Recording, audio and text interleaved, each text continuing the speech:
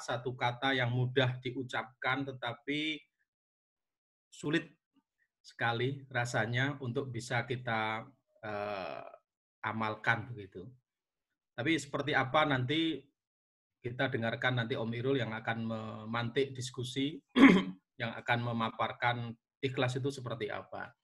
Tapi sebelumnya marilah kita buka lebih dahulu pengajian kita ini dengan membaca Al-Fatihah bersama-sama. Al-Fatihah. A'udzubillahi minasyaitonir rajim. Bismillahirrahmanirrahim. Iyyaka na'budu wa iyyaka nasta'in. Ihdinas siratal mustaqim. Siratal ladzina an'amta 'alaihim ghairil maghdubi 'alaihim. Amin. Matur nuwun. Sebelum Om Irul, silahkan Om Dok.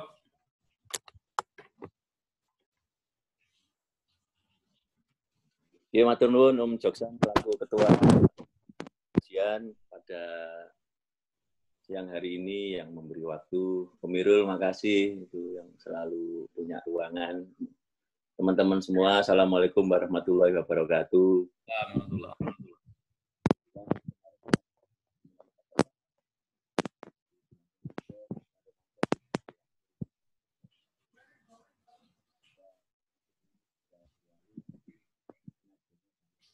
Suaranya Om Dok agak kecil, kayaknya kurang dekat ke mic.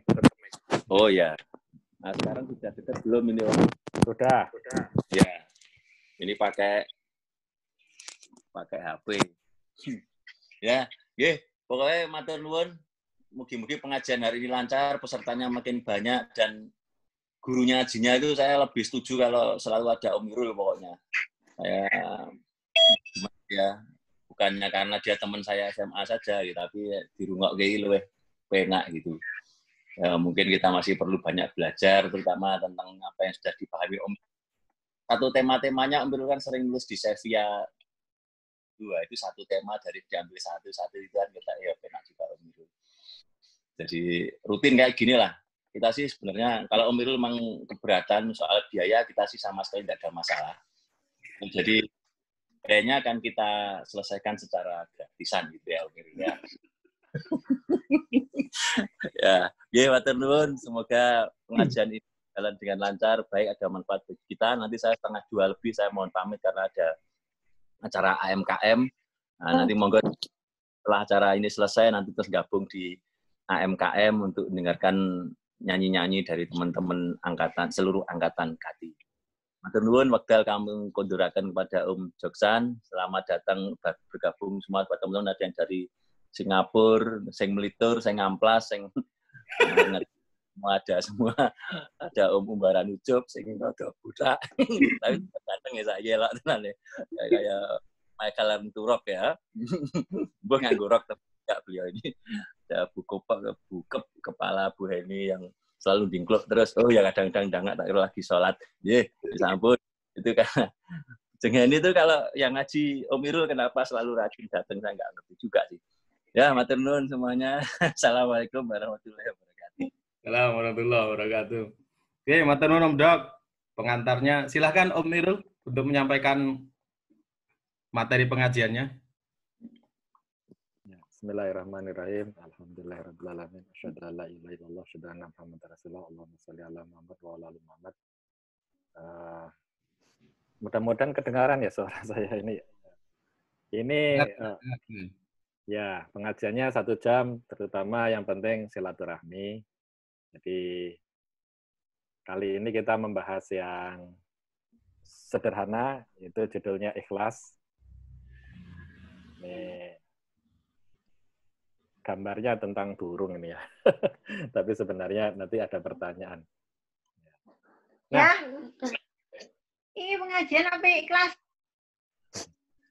Nah, ini kita tentang ikhlas ya. Jadi ikhlas itu adalah satu dari 2 senjata utama orang mukmin untuk bisa sukses ya, gitu ya. Jadi kalau kita yang melakukan sesuatu kita ikhlas, kalau kita sudah melakukannya dan menerima sesuatu kita ridho. Jadi itu kita bahas sekarang yang ikhlasnya dulu ya. Kita itu bisa melakukan sesuatu dengan ikhlas. Nah, pertanyaannya ikhlas itu yang seperti apa? Nah, saya mau cerita. Ini ceritanya tentang perang Tabuk, ya.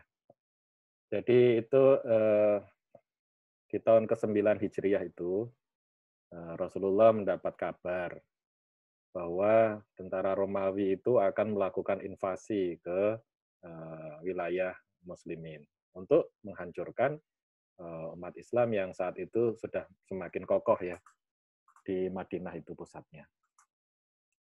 Maka dari berita itu kemudian dilakukanlah wajib militer ya. Wajib militernya itu berjaga-jaga terhadap serangan Romawi yaitu di daerah Tabuk. Tabuk itu jauhnya kira-kira 600 sampai 700 km dari Madinah ya. Nah, Rasulullah sudah meminta dan ternyata banyak suku-suku itu malas-malasan karena memang saat itu kondisinya sangat tidak nyaman ya. Sehingga Rasulullah itu mengandalkan terutama yang dari Madinah ya. Ya walaupun akhirnya semua bergabung ke sana. Nah, ini ada satu yang berat ya. Perjalanannya itu lebih dari 600 km. Jadi ibaratnya kalau dari Jogja itu ke Jakarta ya, ada yang naik onta, ada yang jalan kaki, ada yang kuda, segala macam. Jadi perjalanannya jauh. Itu bisa 2 minggu lebih gitu ya. Nah, dan saat itu musim yang sangat panas. Jadi panas sekali. Sehingga disebutkan dalam Quran itu orang-orang munafik itu ya salah satu alasannya adalah ngapain panas-panas begini kok malah berangkat. Dan lebih parah lagi baru saja mengalami gagal panen ya. Dan kurma dan yang lain itu ada kegagalan panen. Jadi kondisinya itu lagi pada nggak punya duit. Jadi sudah perjalanannya jauh, suhunya panas, gagal panen lagi. Dan kalau Anda ikut ekspedisi itu, sampai di sana itu disuruh perang. Jadi bayangkan kita jalan dari Jogja sampai di Jakarta, terus disuruh perang. Sudah perjalanannya panas, jalannya jauh, lagi nggak punya uang karena baru saja gagal panen, sampai di sananya disuruh perang. Dan yang lebih luar biasa lagi adalah harus bayar sendiri. Jadi ini berangkat perang tapi bayar sendiri, luar biasa. Yaitu Anda harus berinfak, bersedekah, mengeluarkan harta Anda untuk membiayai perang itu sendiri. Jadi tantangannya ini luar biasa ya. 4 hal yang harus menjadi tantangan dari mukminin saat itu ya. Mau jalan jauh, suhunya panas, baru saja gagal panen gitu kan ya. Sampai di sana itu suruh perang bisa mati, bayar sendiri. Jadi aneh sekali ini ya. Sudah mau perang bayar sendiri. Nah, Tabuk itu jauh sekali ya. Jadi ini kalau ada gambarnya ini dari Madinah ini mereka lewat jalur ke arah Syam itu menuju Tabuk sekitar 600 sampai 700 km. Dan Rasulullah mengumpulkan dari suku-suku dan yang lainnya, tentara itu akhirnya berhasil berangkat memang 30.000 orang. Jadi memang banyak yang excuse nggak mau ikut ya. Kalau di sejarahnya itu karena ini juga perang ya, sudah itu harus pakai ongkos sendiri. Jadi banyak yang punya alasan, saya nggak mau ikut, saya nggak mau ikut. Nah, tapi sahabat-sahabat utama dan yang sahabat-sahabatnya Rasulullah yang mukminin ini memandang ini sebagai sesuatu yang berbeda. Jadi aneh sekali kan, Anda disuruh perang, tapi Anda bayar sendiri. Ya. Itu ibaratnya gini, apa ya? Anda disuruh bolehlah mengajar kemana-mana bayar sendiri. Atau disuruh apapun, mengerjakan sesuatu tapi bayar sendiri. Nah ini disuruh perang, bayar sendiri. Ya. Nah mengapa bisa seperti itu? Karena sesungguhnya di dalam pandangan orang-orang yang beriman, ini bukan masalah Anda itu bertugas atau bekerja, ya. Tapi itu adalah suatu tawaran. Tawaran tiket ke surga. Jadi kalau kita melihat sesuatu itu sebagai tiket ke surga ya, atau tiket sesuatu yang besar gitu ya, kita itu bayar kan untuk beli tiket itu. Kita bayar. Dan orang itu mau bayar sebenarnya kalau dia tahu apa yang dia beli itu. Yang dia beli saat itu adalah tiket ke surga. Jadi banyak yang mau, yang orang-orang mukmin itu banyak. Yang tidak mau ya lebih banyak lagi gitu ya, yang punya pandangan bahwa itu dikerjain aja itu bagi jauh-jauh untuk perang. Jadi memang di dalam Islam itu cara pandang kita terhadap suatu amalan itu terbalik. Bahwa sebenarnya kita itu disodori tiket oleh Allah itu. Kita itu diberi jalan. Ya. Dan siapa yang mau tiket ini malah tidak dibayar ya, harus membayar. Ya. Nah, sehingga Rasulullah mengatakan saat itu, siapa yang membantu persiapan tentara yang sedang kesulitan, Allah akan mengampuni dan dia akan mendapatkan surga. Katakan oleh Rasulullah seperti itu. Karena banyak yang enggan, yang nggak mau. Maka berbondong-bondonglah para sahabat itu nyumbang. Ya. Nah, dikabarkan Abu Bakar itu seluruh hartanya disumbangkan. Gitu. Abu Bakar itu dulunya kaya seperti Rasulullah, tapi sebenarnya sejak di Madinah itu tidak sekaya waktu di Mekah ya. Karena ya Rasulullah sendiri kan Khadijah itu kaya sekali ya. Tapi sejak mengemban tugas kerasulan, fokusnya sudah tidak ke situ. Umar itu menyumbangkan separuh hartanya. Umar itu sebenarnya kaya juga. Ya. Umar itu kaya. Jadi separuh hartanya dia sumbangkan. Nah, yang dahsyat memang jarang diceritakan itu Utsman. Ya. Utsman itu masih kaya itu. Jadi dikabarkan Utsman itu membawa 1.000 dinar. 1.000 dinar itu kalau 1 dinar itu berapa sekarang? Berapa juta ya? Ini 1.000. Itu miliar itu. Plus 100 unta untuk perang. Unta perang itu bukan unta biasa ya, bukan unta beban. Unta perang itu unta yang kalau ada perang itu untanya berani untuk masuk gitu. Kalau unta biasa itu lari. Ya kuda perang itu beda dengan kuda biasa. Nah, kuda yang narik dokar itu kalau dipakai perang pasti nggak berani. Tapi kalau kuda perang itu dia dilatih, dia khusus. Nah, kisahnya itu ketika Utsman itu sudah bersedekah, berinfak 1.000 dinar plus 100 unta itu, kafilahnya itu datang. Kafilahnya itu datang dari membawa bahan dagangan ya. Dan itu diperkirakan sangat banyaknya ya, kita sebutlah 1.000 unta gitu ya. Itu ketika datang itu semua pedagang mendekati Utsman, mau membeli 2-3 kali lipat, bahkan ada yang mungkin 10 kali lipat. Tapi kemudian Utsman bilang, siapa yang mau membayar dagangan ini 700 kali lipat gitu. Wah, Utsman, masa ada yang mau membeli daganganmu 700 kali lipat? Ya, mustahil lah begitu. Terus kata Utsman, sesungguhnya Allah itu akan membalas setiap infak yang dikeluarkan itu untuk membela jalan Allah itu 700 kali lipat. Jadi 1.000 unta dagangan itu disedekahkan juga sama Utsman. Nah, bayangkan seperti itu ya. Ini orang-orang ini juga ikut perang ya, walaupun bangsawan mereka itu ikut perang ya. Sudah jauh, panas, lagi banyak yang gagal panen, perang, bayar, mau mereka. Itu luar biasa. Itulah kualitas cara pandang para sahabat yang luar biasa di saat itu. Nah, tapi kita akan melihat satu kisah yang sederhana, yaitu kisah tentang Ulbah. Ulbah bin Zaid ini adalah orang dari Madinah, dari suku Aus. Nah, dia itu juga mendengar Rasulullah bilang begitu, siapa yang menolong tentara Allah, maka dia akan diampuni dan dimasukkan ke surga. Oh, ini tiket yang mahal sekali. Maka dia ingin sekali, tapi sayangnya syaratnya yang ikut perang itu harus berinfak ya, harus menyiapkan bekal sendiri. Nah, dia nggak punya bekal dia itu miskin gitu. Jadi dia melihat loh kok ternyata di Madinah itu orang sibuk, banyak yang datang, semua bersiap-siap untuk perang gitu kan ya. Dia bolak-balik lihat sahabat-sahabat utama itu pada menyumbang gede-gedean gitu ya. Bahkan dia melihat juga sahabat-sahabat yang miskin-miskin juga, itu nyumbang juga mereka. Yang nggak punya uang itu bahkan ada yang hanya berinfak dengan 1 mud kurma gitu. Saya punya kurma ini disumbangkan untuk bekal. Nah, si Ulbah ini saking miskinnya, dia nyari-nyari apa yang dia bisa sumbangkan, dia nggak punya. Bahkan dia makan saja kesusahan gitu ya.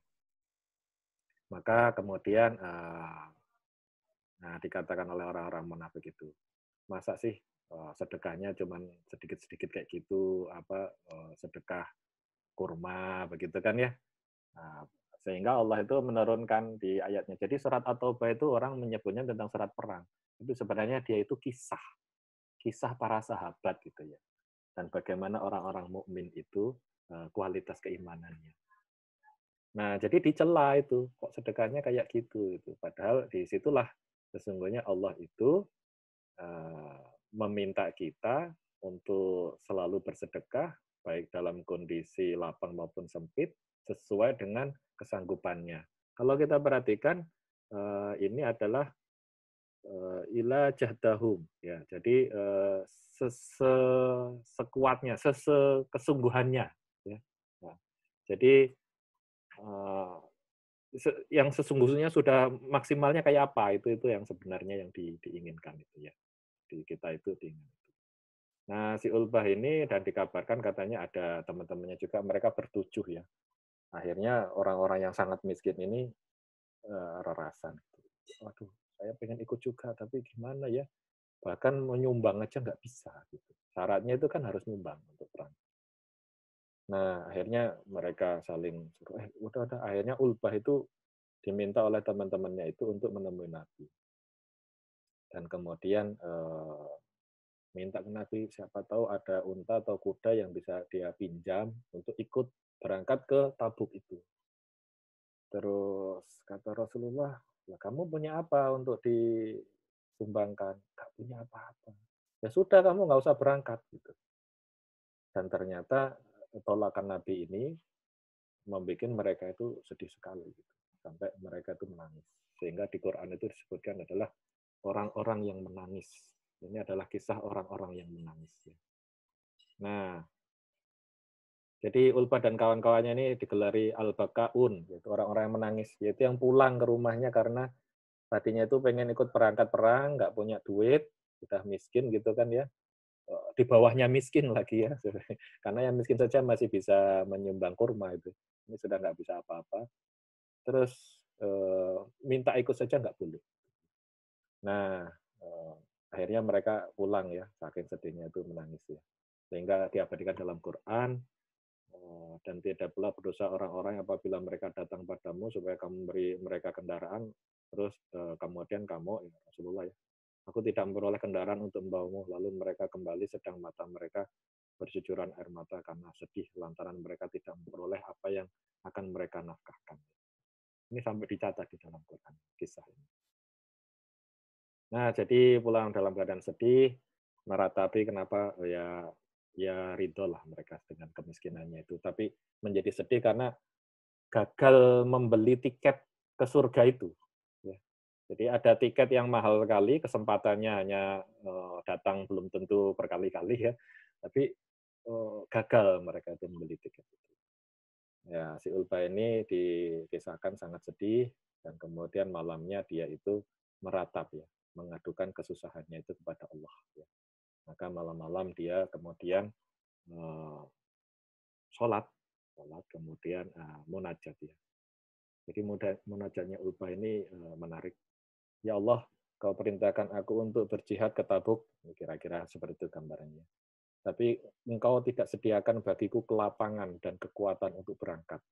Bahkan kau tak beri kelapangan pada nabimu untuk membantu kami agar bisa berangkat. Jadi Rasulullah itu mencarikan tumpangan atau kuda atau enggak ada gitu. Karena engkau mewajibkan sedekah bagi mereka yang akan berangkat dan aku tidak memiliki apapun untuk disedekahkan. Maka kemudian Ulbah itu menyampaikan mengadu pada Allah. Ya Allah, mohon saksikan bahwa aku menyedekahkan segala macam kezaliman yang menimpa diriku. Jika ada yang mencurangi hartaku, maka aku sedekahkan itu.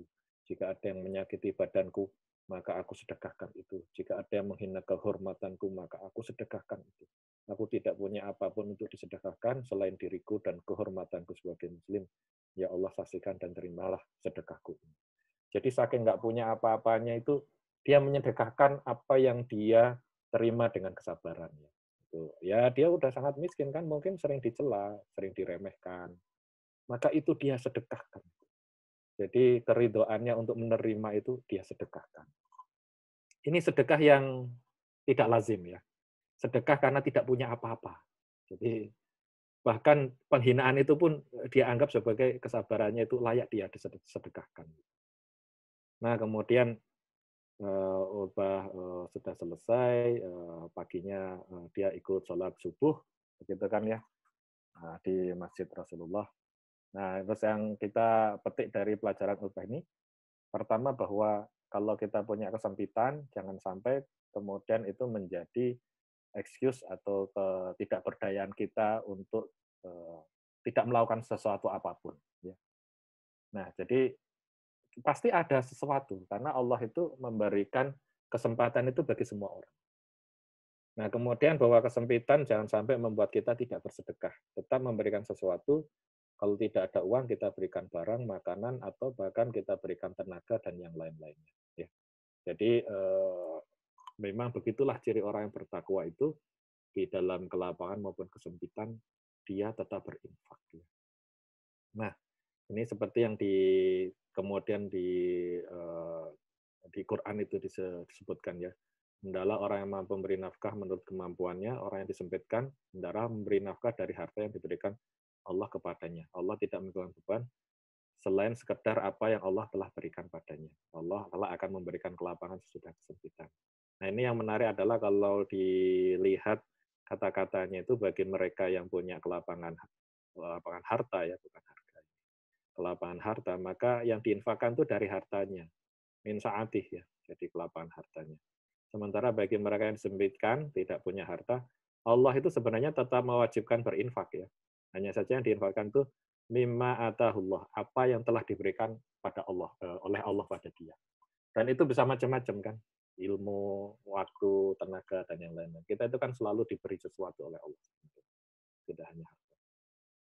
Nah, yang menarik kemudian ketika setelah selesai subuh itu Rasulullah kemudian berdiri dan bertanya, siapa yang tadi malam sudah sedekah dengan sebuah sedekah yang diterima oleh Allah itu. Jadi sedekah makbulah, jadi sedekah yang diterima. Wah, itu luar biasa itu, karena kita selama ini kalau bersedekah kan tidak tahu ya Allah itu menerima atau tidak, riba atau tidak. Tiba-tiba Rasulullah itu diberitahu oleh Jibril bahwa ada yang sedekahnya diterima tadi malam itu. Dan ditanyakan oleh Rasulullah, siapa yang tadi malam bersedekah, sedekahnya diterima. Ya semua pengen, tapi nggak berani tunjuk tangan gitu kan ya, jangan-jangan bukan saya. Gitu. Maka kemudian Rasulullah mendekati Ulbah dan berkata, bergembiralah demi dia yang jiwaku ada di tangannya. Sedekahmu itu sudah dicatat. Jadi sedekahnya Ulbah tadi malam itu dicatat. Dan dicatatnya bahkan sebagai zakat yang diterima. Zakat itu kan mensucikan diri. Itu ada level yang berbeda. Kan orang sangat miskin tuh nggak pernah bisa zakat. Dia itu kan cuma terima zakat.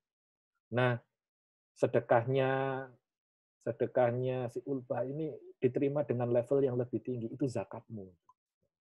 Itu luar biasa.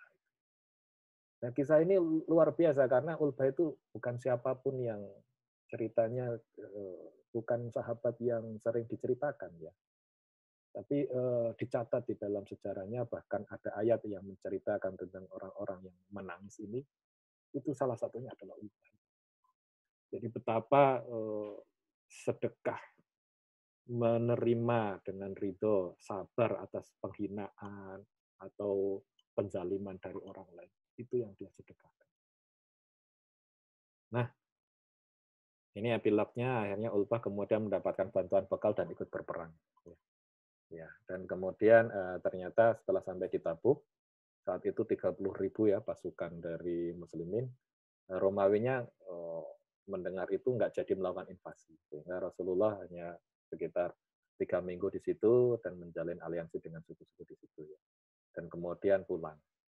Nah, ekspedisi ini tanpa perang, tapi ini menjadi kisah yang menarik di Quran, yaitu tentang orang-orang yang menangis, yaitu Ulbah dan kawan-kawannya, dan orang-orang yang uzur. Yang uzur ini yang nggak berangkat perang, padahal sebenarnya mampu. Ini ada 3 kisah sahabat yang lain, yang akhirnya ditegur dan dibiarkan tidak mendapat jawaban itu sampai beberapa bulan. Ya. Nah, apa yang menarik? Kenapa cerita tadi itu saya sampaikan? Cerita tadi itu ingin menjelaskan bagaimana, seperti apa ikhlas itu. Jadi ikhlas tidak dalam bentuk kata-kata ya, tapi ikhlas dalam bentuk cerita. Jadi kalau ikhlas itu yang dilihat itu adalah kesungguhannya ya. Kalau kita lihat tadi, Ulbah itu sudah tidak punya apa-apa, tapi dia itu begitu ingin sekali mendapatkan sesuatu dari Allah. Dan die hard itu ya. Dia itu sudah minta tapi nggak boleh sama Rasulullah karena nggak ada ini, kamu nggak bisa ikut nih gitu kan. Tapi dia tidak menyerah dia. Dia mencari cara bagaimana dia itu tetap bisa menerima ridha Allah itu. Membeli tiket. Dan bahkan dia itu akhirnya apa yang dia miliki? Harga dirinya. Ya harga dirinya itu dia sedekahkan. Nah itulah level seseorang itu melakukan sesuatu dengan level ikhlas yang sesungguhnya. Jadi ketika yang diharapkan itu betul-betul dia ingin mengharapkan sesuatu dari Allah. Sampai apapun dia korbankan. Nah sebenarnya tujuan apa dari ikhlas itu? Tujuan ikhlas itu sebenarnya semata-mata kita itu mendapat ridha Allah. Ikhlas itu mendapat ridha Allah. Itu yang utama. Bentuknya nanti bisa macam-macam. Tapi sebenarnya setiap hari kita itu melakukan amal, kita ingin amal kita menjadi amal soleh, dan tujuan utamanya itu mendapatkan ridha Allah itu. Mudah-mudahan Allah ridho dengan amal saya ini. Dan ternyata Allah ridho dengan yang dilakukan Ulbah tadi, menyedekahkan perasaan sakitnya dia sebagai orang yang sangat miskin, atau ketidakberdayaannya itu sebagai sedekah. Itu Allah ridho. Nah, sebenarnya apa sih kalau kita melakukan pada kegiatan sehari-hari bahwa kita itu ikhlas? Kita mencari ridha Allah. Nah, kadang-kadang ya boleh kita mengharapkan dihindarkan dari musibah, diberi kebaikan di dunia. Kan kalau waktu itu kita membahas kisah tentang Musa, Musa itu kan juga bersedekah kan, membantu orang lain untuk meminumkan kambingnya, dan kemudian memohon Allah untuk memberikan kebaikan. Itu juga ikhlas itu. Melakukan sesuatu hanya mengharap dari Allah. Yaitu mohon diberikan kebaikan. Kita juga minta dihindarkan oleh di musibah ya di dunia. Itu juga kalau kita bersedekah dengan ikhlas, yang kita harapkan adalah dihindarkan musibah dan kemudian diberi kebaikan. Nah, selain itu kita juga mengharap yang lebih tinggi lagi, yaitu dihindarkan dari musibah di neraka. Musibah terbesar manusia itu masuk neraka. Sehingga lolos dari neraka itu sudah suatu nikmat yang besar ya. Itu orang yang sukses itu sebenarnya orang yang ya diampuni sehingga dihindarkan dari siksa neraka. Kemudian syukur-syukur diberikan kebaikan di akhirat yaitu surga. Tapi sebenarnya ada yang lebih tinggi lagi yang bisa kita harapkan.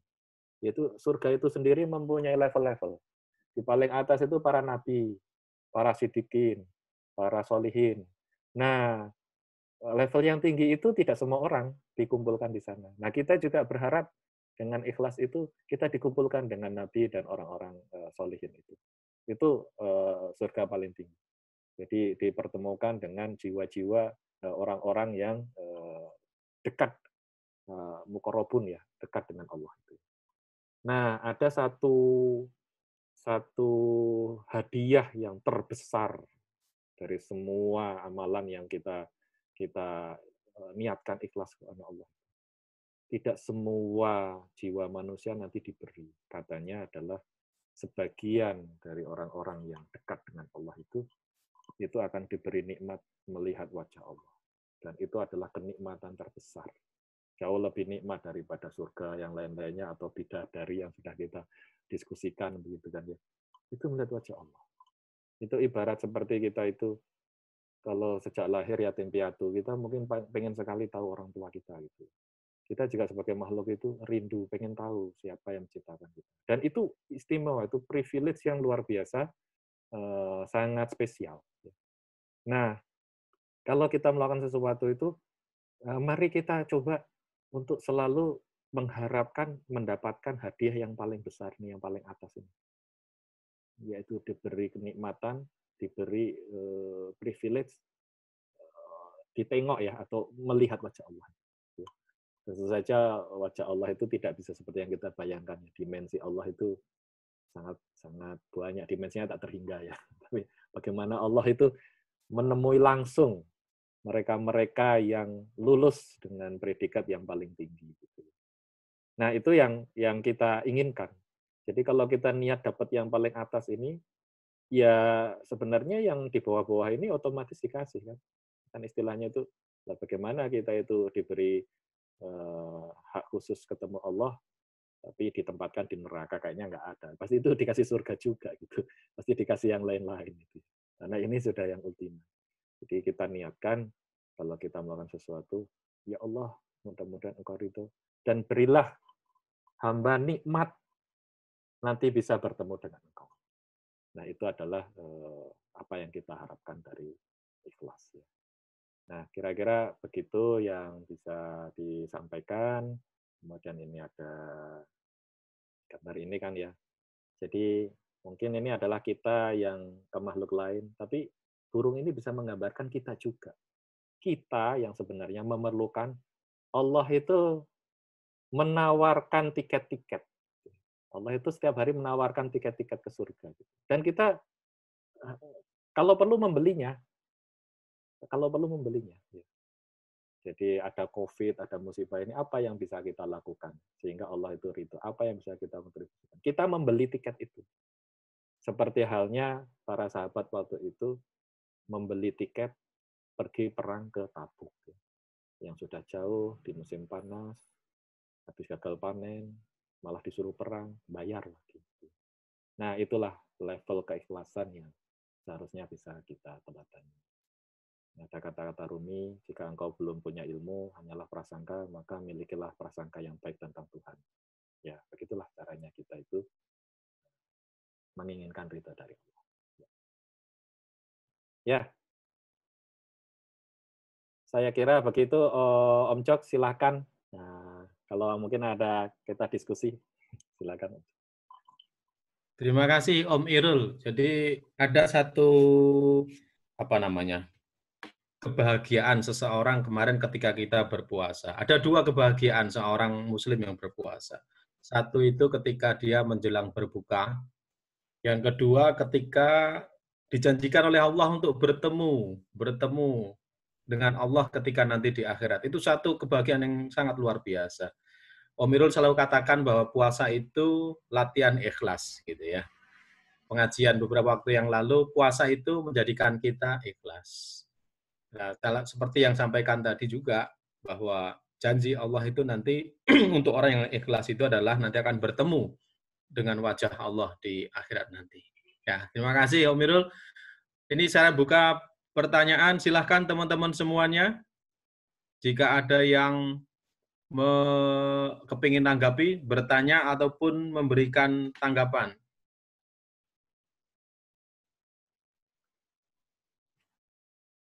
Tentang hal yang lain boleh. Ini ada pertanyaan nggak ya ini ya di chat ya?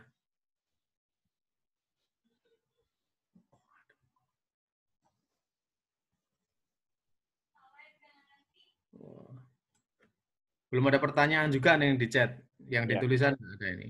Okay. Ya. Ya, saya lanjutkan sedikit nggak apa-apa ya. Iya. Jadi dua senjata mukmin itu kan sebenarnya kita itu beriman kemudian berislam itu kan tujuannya supaya ihsan ya. Ihsan itu ya mudahnya pernah kita bahas dua itu ya. Sebelum melakukan sesuatu kita ikhlas, setelah melakukan sesuatu kita ridho. Ridho itu sendiri nanti juga bentuknya dua, bersyukur dan bersabar. Nah, kita membahas ikhlas itu. Ikhlas itu kadang kita kan sering ya mengatakan bahwa wah saya sudah ikhlaskan, itu maksudnya saya ridho, saya rela. Ya. Tapi kadang-kadang kita itu memahami ikhlas dengan cara berbeda.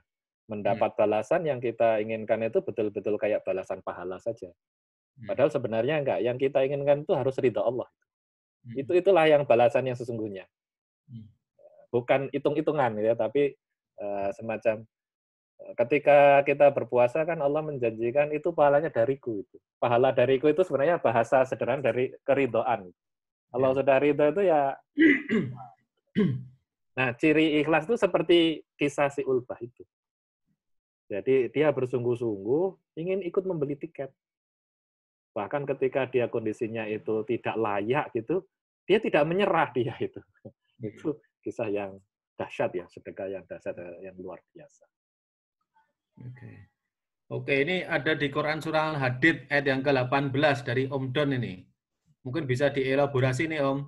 Oh, ya, sesungguhnya orang-orang yang bersedekah, baik laki-laki maupun perempuan, dan meminjamkan kepada Allah pinjaman yang baik, niscaya akan dilipat gandakan ganjarannya kepada mereka, dan bagi mereka pahala yang besar.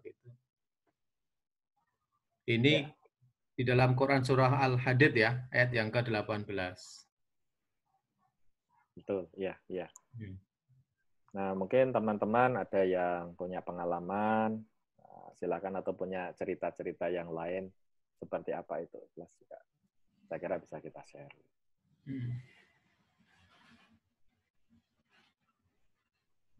Jeng Iwut biasanya ada tanggapan, Jeng Iwut. Assalamualaikum warahmatullahi wabarakatuh. Ini kan tanggapan, tapi justru pertanyaan. Mungkin kalau yang sudah pernah ada begitu ya. Saya tertarik apa yang tadi disampaikan Om Irul kaitan dengan cerita siapa tadi namanya? Ulbah. Utbah. Nah, itu yang kaitan dia mensedekahkan harga dirinya, rasa sakitnya yang mungkin selama ini dia telah didolimi seseorang gitu ya.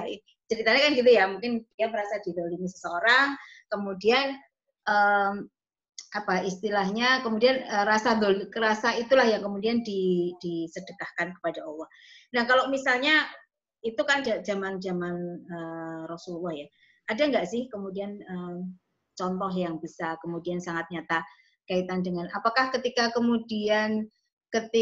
dia memendam rasa, itu kan sama saja ketidakikhlasan ya. Jadi ketika aku didolimi, aku ora iso ngapurani, aku masih belum bisa mengikhlaskan kayak gitu ya.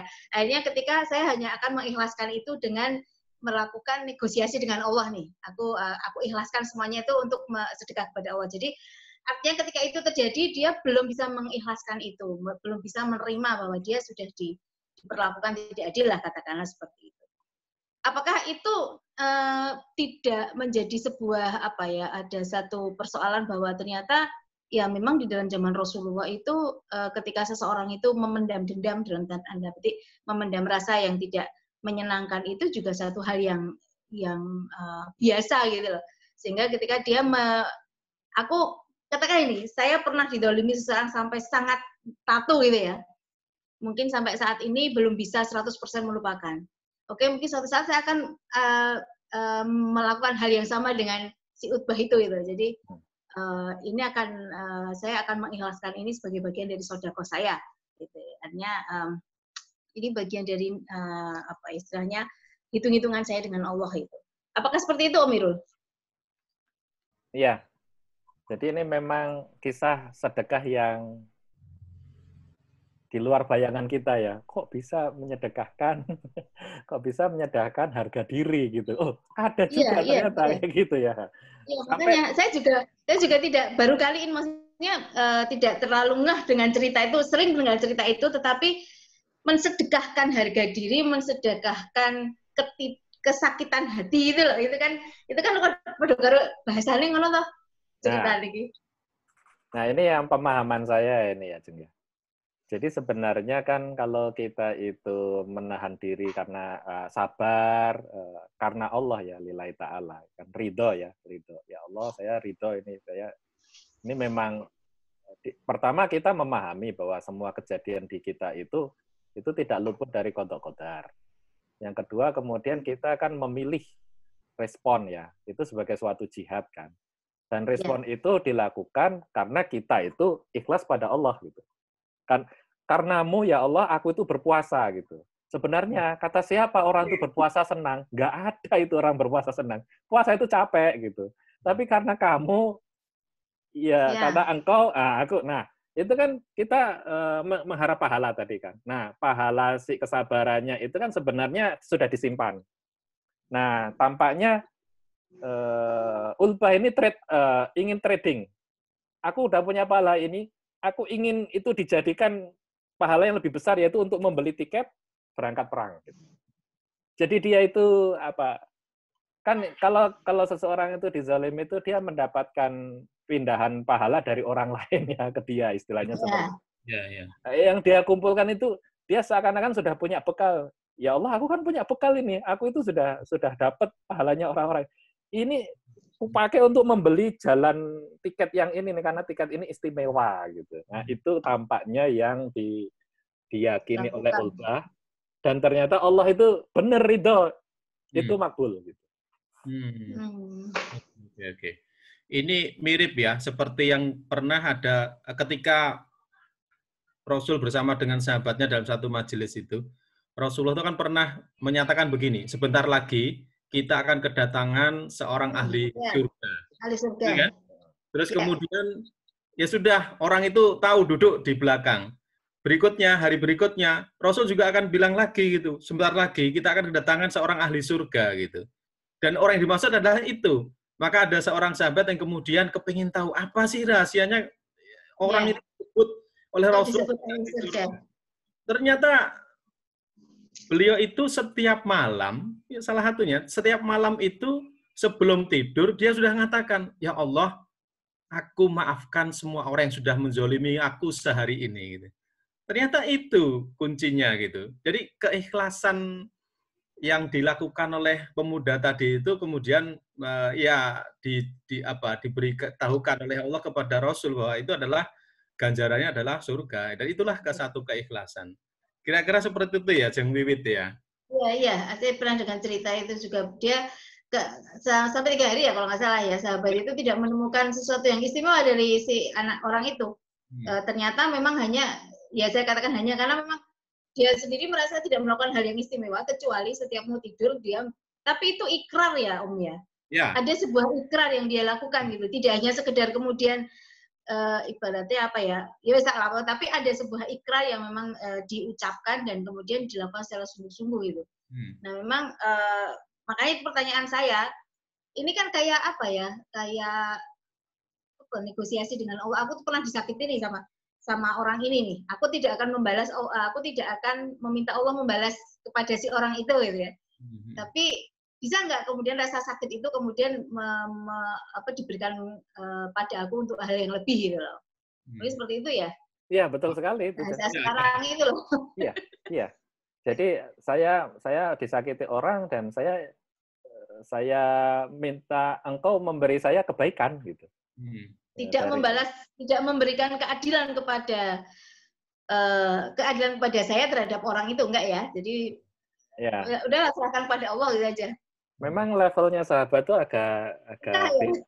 agak beda cara pikirnya kita ya. Jadi dikabarkan itu bahkan kalau sahabat itu kalau sedang sakit itu tidak bukan tidak niat sembuh ya, tapi menikmati sakitnya. Misalnya lagi sakit panas, itu dinikmati, ya Allah ini dijadikan penggugur dosa gitu. Jadi sampai mensyukuri sakit loh. Itu kan aneh ya. Contohnya begini. Contohnya Nabi Ayub itu level contoh yang paling ekstrim. Walaupun katanya sahabat seperti Abu Bakar dan yang lain itu melakukan hal yang sama. Itu sakit kan sampai entah 18 tahun atau 19 tahun gitu ya. Dan tidak meminta kepada Allah untuk disembuhkan. Aneh kan?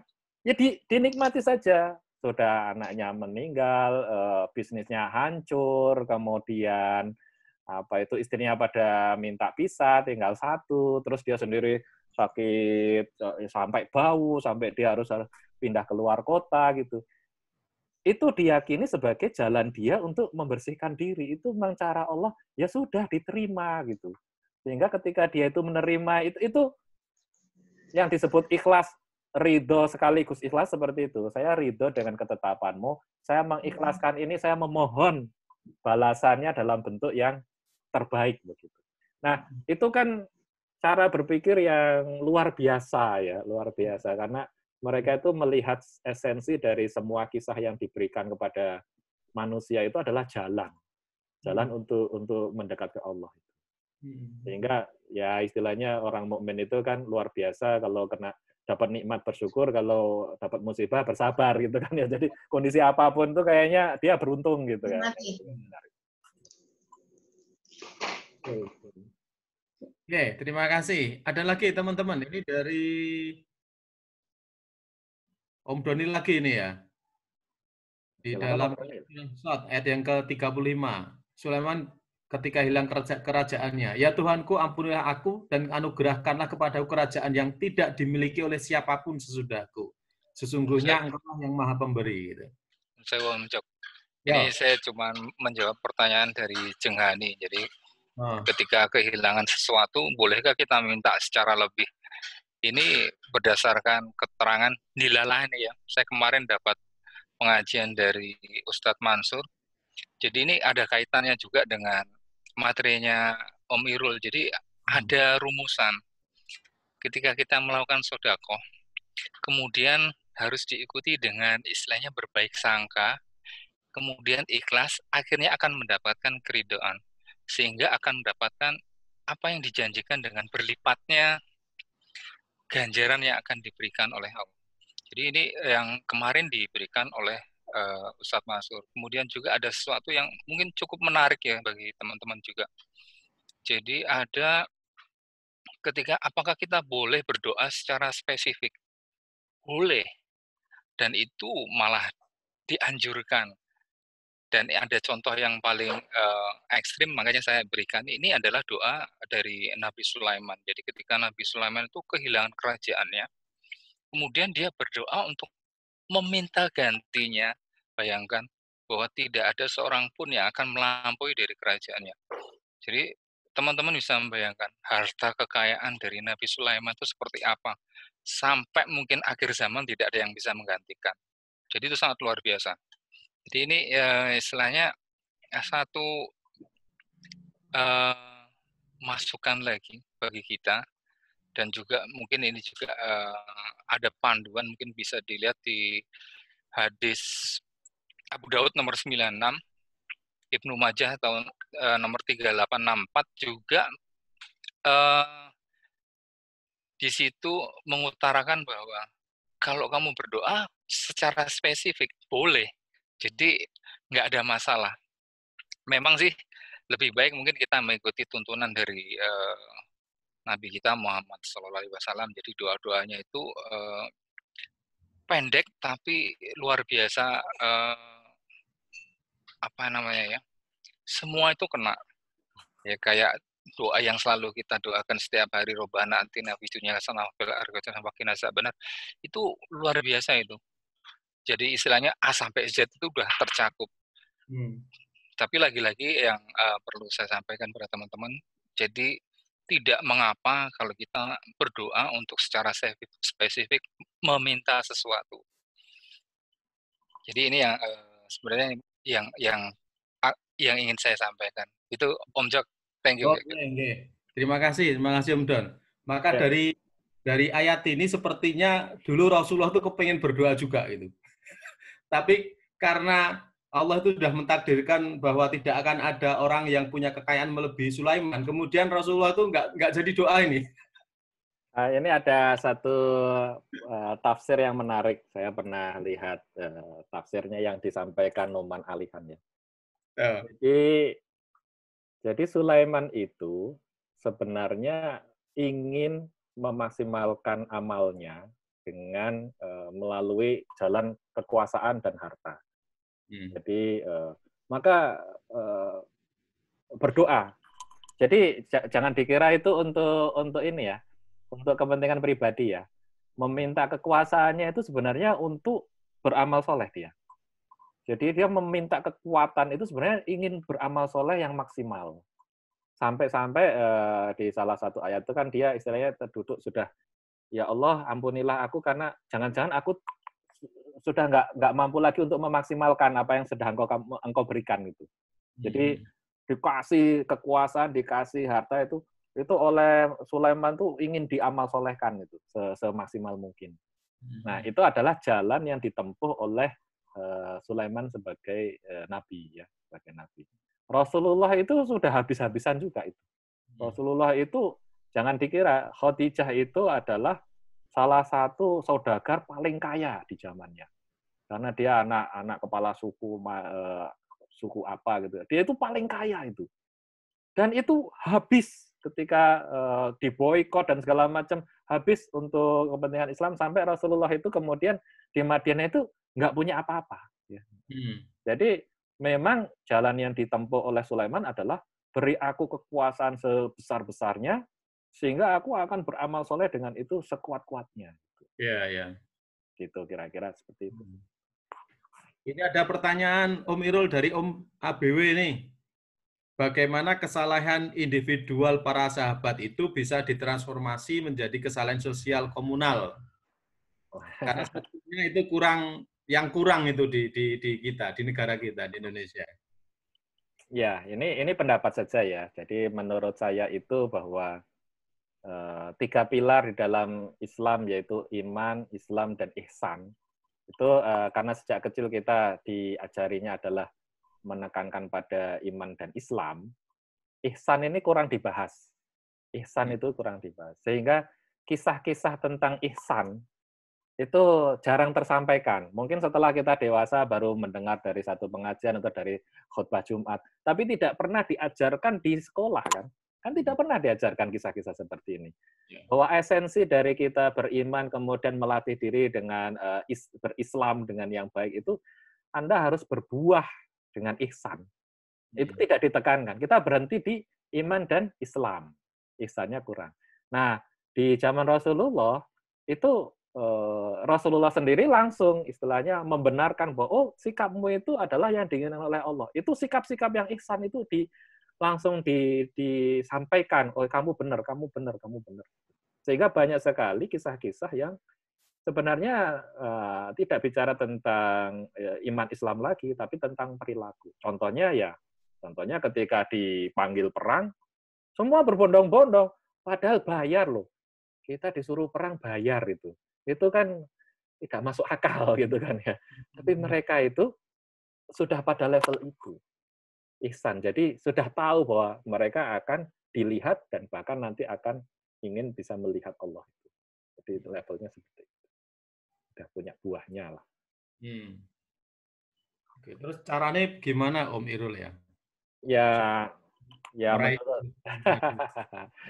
jadi katanya begini kan kalau dalam misi hidup kemarin kan mengenali kembali Allah dan mengabdi padanya.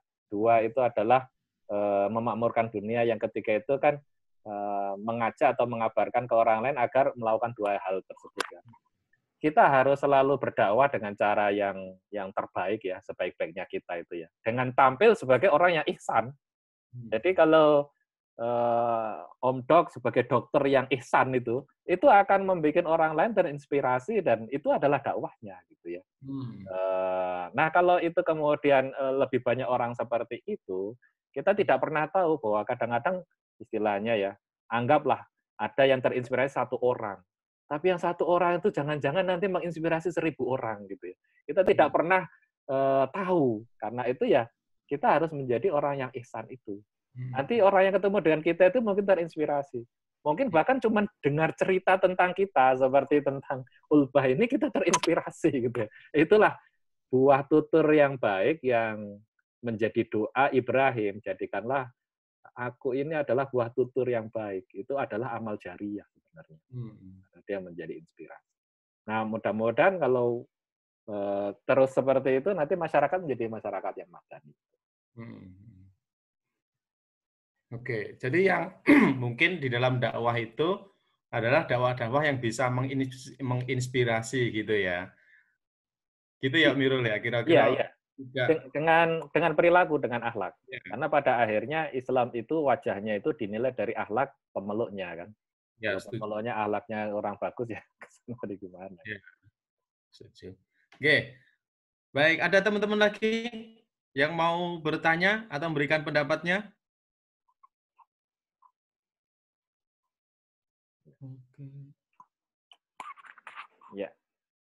Ya, alhamdulillah yang penting kita sudah silaturahmi habis lebaran ini. Minggu depan kita akan ngaji yang lebih panjang materinya. Oke. Sudah hampir jam 2 ini. Ya. Om Dok ini sudah mau tugas ini. Oke. Boleh. Saya mau tanya aja Om Irul. Iya. Coba betul kalau nganu mau tanya biar ikhlas atau hasil dari ikhlas yang benar itu yang seperti apa?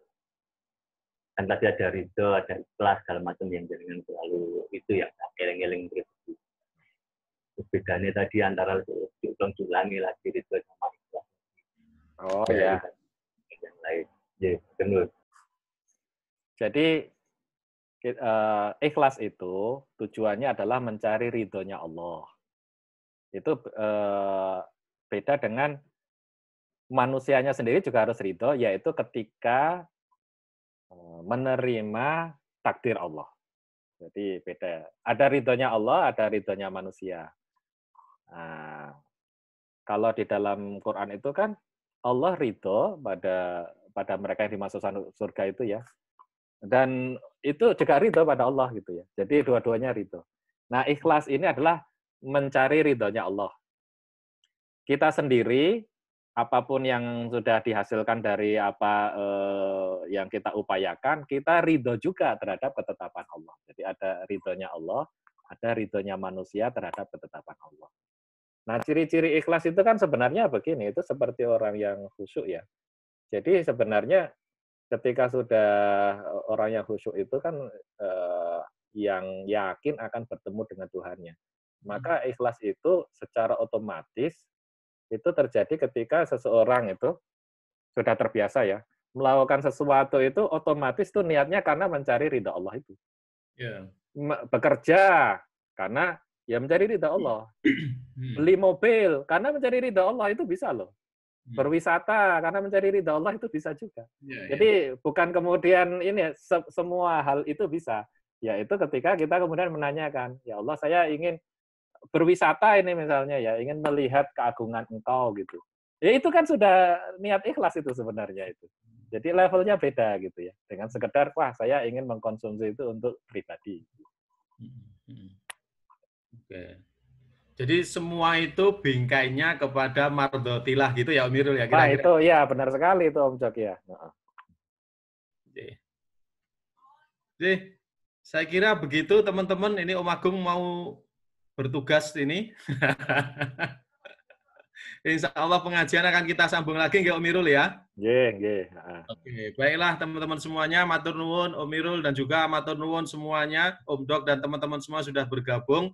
Mudah-mudahan Allah SWT memberikan kekuatan pada kita agar kita tetap istiqomah dalam kebaikan dan tadi keikhlasan tadi. Ya. Terima kasih. Kita akhiri pengajian ini dengan baca Alhamdulillah sama-sama. Alhamdulillah.